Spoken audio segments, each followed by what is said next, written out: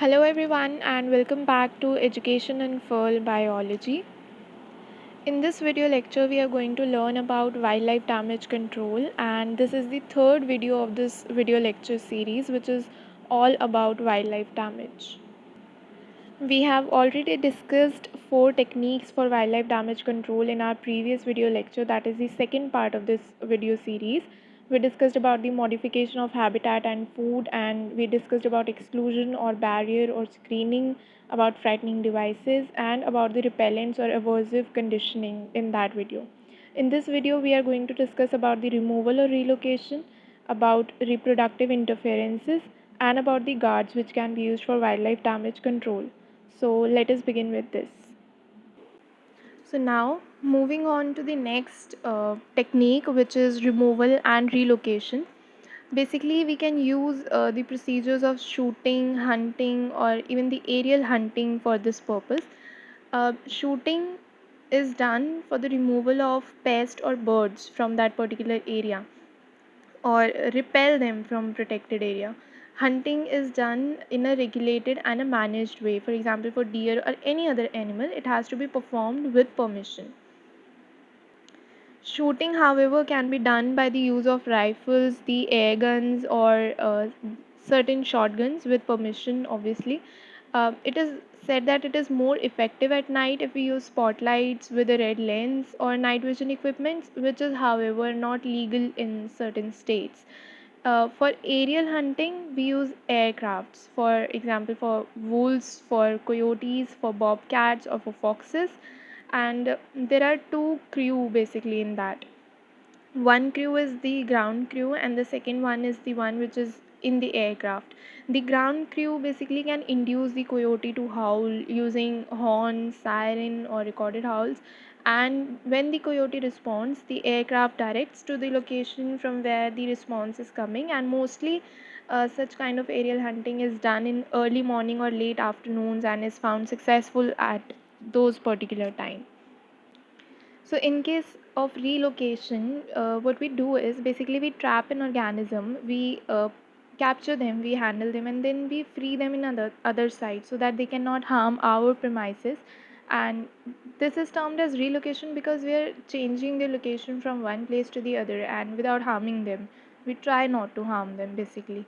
So certain traps can be used to capture those organisms, and then they can be shifted to other places.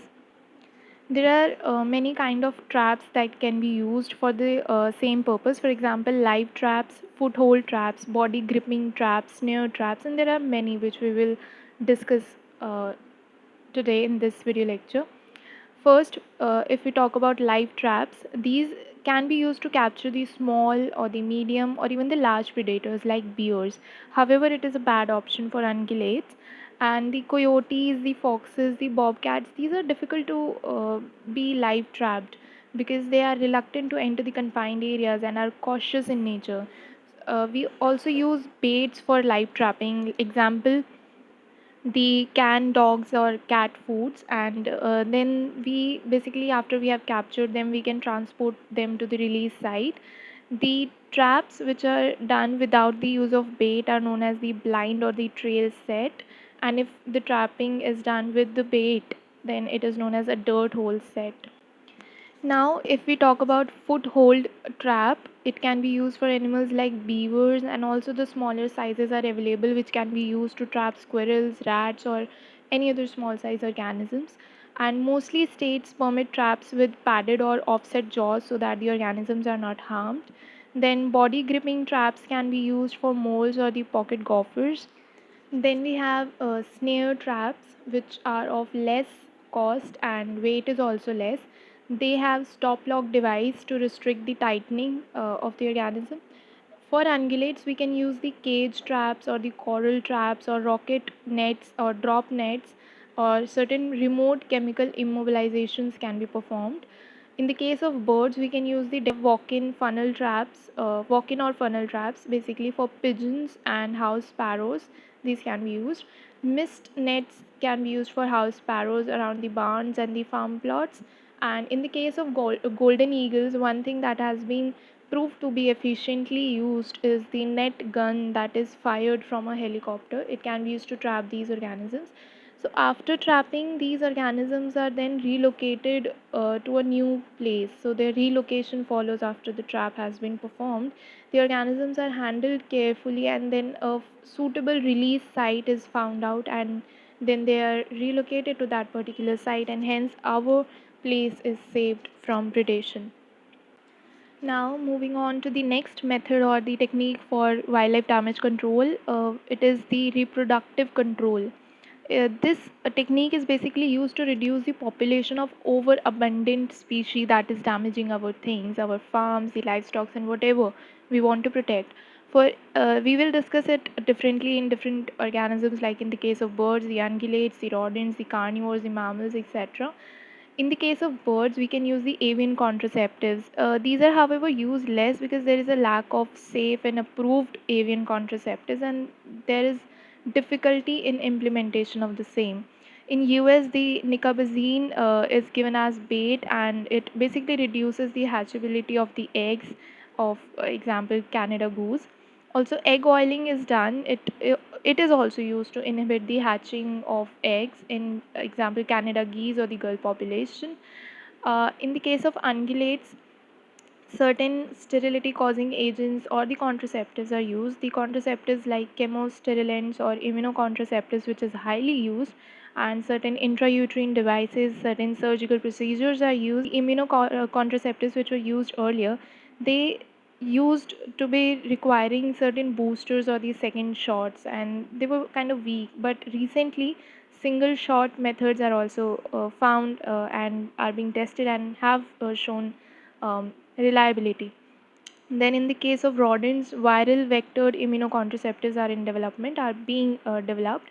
In the case of carnivores, however, we can use, for example, in the case of coyotes, we have diethylstilbestrol, which is being used to save the lambs. Surgical sterilization can also be used, like tubal ligation or vasectomy in the case of coyotes. Vasectomy is basically the procedure, the surgical sterilization procedure that is performed in males. It can be used in the case of coyotes as well as the wolves, the male wolves. So, this was about the reproductive control that can be used. Now, talking about the next technique of management of damage practice, we can use the guards. We can use the animals to protect our land from other animals. For example, we can use dogs, we can use llamas, we can use donkeys for this purpose. If we talk about dogs, we can use these to deter the coyotes, and these are mostly used by the sheep producers in the fenced pastures. The breeds that can be used as livestock guardians can be the Great Pyrenees, or we have Commanders, we have Antalians, Agbush, and also the Morema, and many more. The Great Pyrenees is basically the most common one in Alberta in Canada, and the Agbush is basically voted most effective in this purpose. It is because aggressive, it is active, it is intelligent, as well as it is fast. If we talk about llamas, these are aggressive towards the predators, and these live longer than the guard dogs. These can be kept in the pastures as well with the sheep and the goats, and hence less management of llamas can be done as compared to the dogs. The traits that we count when we talk about the llamas as the guardians can be the dominance, the alertness, and their body weight, according to which they are selected for the purpose. The guard donkeys can be also used. They basically dislike dogs. They bray, they bare their teeth, they chase, they try to kick or bite the dog or the coyotes as well. They basically, amongst the guard donkeys that we use only a jenny, like female, and the gelded jack, the male, mostly.